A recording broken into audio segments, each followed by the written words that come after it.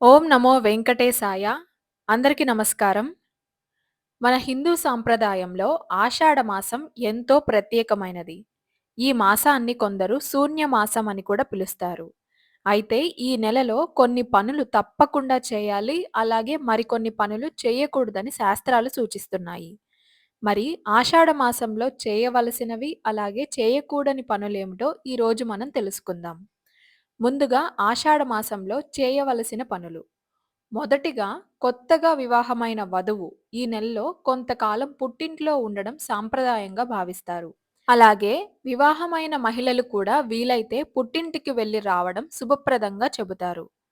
రెండవది, ఈ నెలలో మహిళలు గోరింటాకు పెట్టుకోవడం ఎంతో మంగళంగా భావిస్తారు. అలాగే ఇంట్లో ఉన్న బాలికలకు తండ్రి లేదా అన్న గాజులు, బొట్టు, పూలు, అలంకార వస్తువులు బహుమతిగా ఇవ్వడం ఆనవాయితీ. అలాగే ఆషాఢ మాసంలో కనీసం ఒక్క రోజైనా వేపాకు చిగురు నమలడం లేదా వేప పుల్లతో దంతధావనం చేయడం ఆరోగ్యపరంగా చాలా మంచిదని పెద్దలు చెబుతారు.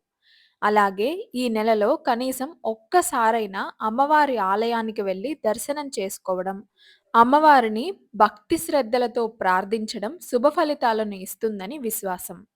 అలాగే ఆషాఢ మాసంలో చేయకూడని పనులు. ఇవి చాలా మందికి తెలీదు. కాబట్టి జాగ్రత్తగా వినండి. ఆషాఢ మాసంలో ఆకుకూరలు తినకూడదని కొన్ని సాంప్రదాయాలు మనకి సూచిస్తాయి. అలాగే అధికంగా కూరగాయలు కూడా తీసుకోకుండా పప్పులు, ధాన్యాలు, మజ్జిగ వంటి ఆహారాన్ని తీసుకోవాలని పెద్దలు చెబుతారు.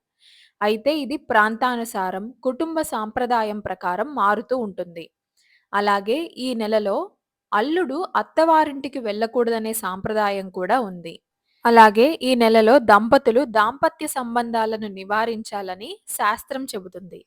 మరీ ముఖ్యంగా ఆషాఢ మాసంలో ఇల్లు మారవచ్చా, మారకూడదనే సందేహం చాలా మందికుంటుంది. సాధారణంగా ఆషాఢ మాసంలో కొత్త ఇంటికి మారడం లేదా గృహప్రవేశం వంటి శుభకార్యాలు చేయకూడదని సంప్రదాయం చెబుతుంది. అయితే అత్యవసర పరిస్థితుల్లో అద్దె ఇల్లు మారాల్సి వస్తే మారవచ్చు. అలాంటి సందర్భాల్లో పంచమి, సప్తమి, దశమి, ద్వాదశి లేదా త్రయోదశి తిథుల్లో ముఖ్యంగా బుధ, గురు లేదా శుక్రవారాల్లో మారడం శుభప్రదంగా భావిస్తారు. పాడ్యమి, తదియ, అష్టమి, నవమి, చతుర్దశి, పౌర్ణమి వంటి తిథుల్లో ఇల్లు మారకుండా ఉండడం మంచిదని సాంప్రదాయం చెబుతుంది.